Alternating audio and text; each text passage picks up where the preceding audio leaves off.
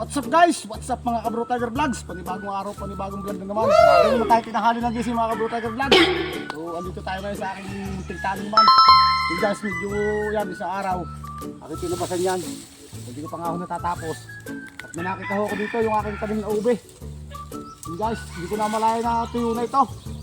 So ating hahanapin kung nasasan yung pinaka puno nito mga idol. Pero yan, dami ng bunga oh. Yan. Lawit-lawit na, pero alam ko dito may laman na. At nung hahanapin yung pinakapuno. Tara. Yun guys. At yun mo nang hahawanan ng kaunti. Bukal. Yan guys, aray yung pinakaano niya oh. Hanapin natin yung pinakapuno nito mga idol. Yan.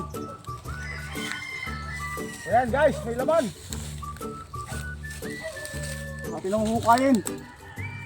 Yun guys, nakita ko na yung pinakalaman.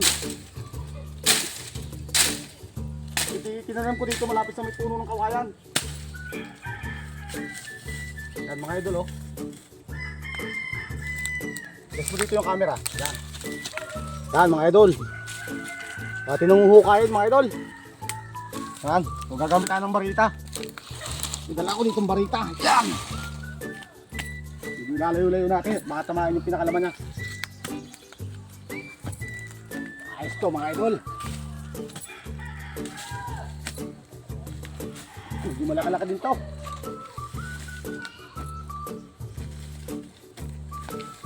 Ito dati mga idol, nung panahon ng pandemic, way back 2019, 2020. Itong lugar na ito, napapagtaniman ko ng talong at saka balinghoy. So ngayon hindi ko na naintindi kung anong busy tayo sa trabaho. Anong panahon yun, nung way back ng pandemic, hindi pa naman ako nagbablog. Hindi ko pa naiisipan nung mag-vlog. Yan, ngayon ko lang napansin mga idol, may nabuhay pala ako ditong ube. Kaya na ito. Hop. Medyo malaka-laka din ito mga idol.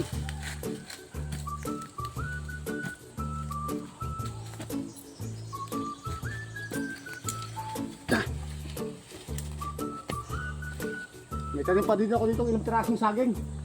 Ayan guys oh.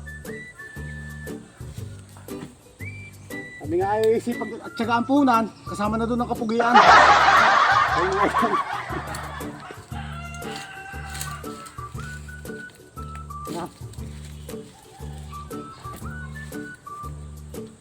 Parang malaki to ah.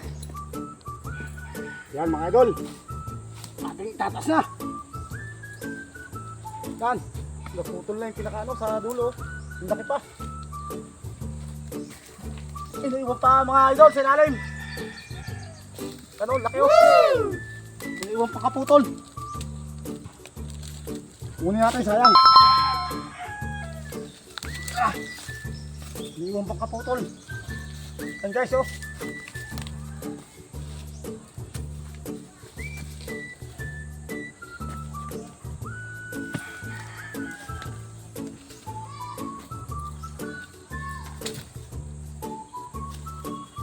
Ngayon, iwan pa mga idol.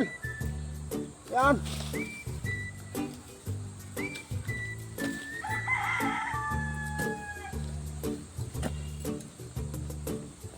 Yun. Yo, nakaputol, nakuha na. Ngayon guys, oh. Mga 5 kilo ito.